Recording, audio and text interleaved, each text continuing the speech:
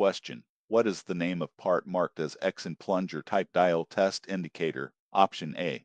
Bezel. Option B. Anvil. Option C. Stem. Option D. Plunger.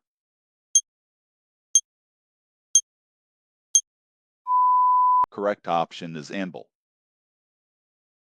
Question. What is the name of part marked as X in lever type dial test indicator? Option A. Stylus. Option B. Lever. Option C. Scroll. Option D. Pivot.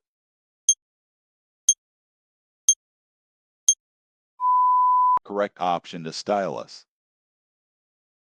Question. What is the name of dial test indicator stand? Option A. Magnetic stand with universal clamp. Option B. Magnetic stand with flexible post. Option C. General purpose stand with cast iron base. Option D. Ordinary stand.